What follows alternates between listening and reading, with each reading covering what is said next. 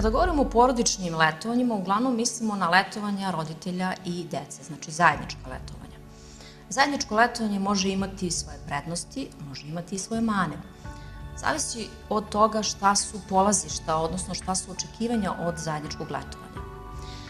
Ako očekuju roditelji da na tom zajedničkom letovanju se provedu onako kako su se provodili pre nego što su imali decu, odnosno kada su bili sami, onda će takvo porodično letovanje imati svoje velike mane.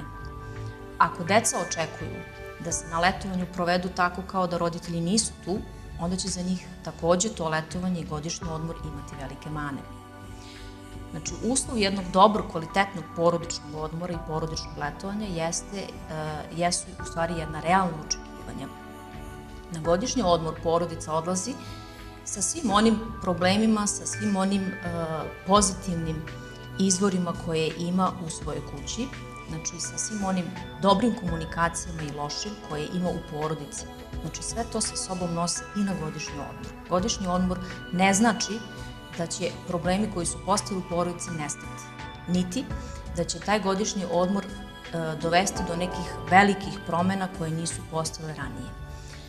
Godišnji odmor je prilika da se roditelji i deca upuste u zajedničko istraživanje destinacije, da zajednički dožive nešto što bi verovatno izgledalo drugačije da su sami.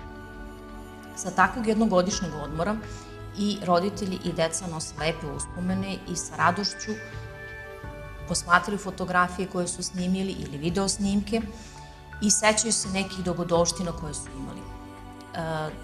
Naravno, godišnji odmor porodični ima prednosti daleko veće kada su u pitanju starija deca, zato što je tada mnogo lakše izmiriti očekivanja i roditelja i dece nego kada su u pitanju mlađe deca. Deca mlađeg uzrasta su prilično zahtevna deca, naročito deca do svoje 4. godine otprilike, i tada je najbolje ako postoji mogućnost da se taj porodični odmor proširi za još nekog člana.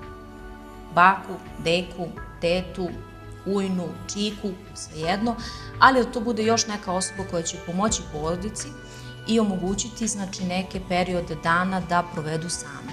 Naravno, sve to može da se izbegne ako bi se tokom godine koristili takozvani mini godišnji odmori, odnosno organizovanje vikenda zajedničkog, porodičnog ili barem organizovanje tokom dana u kojem će porodica biti na okupu i odmoriti se.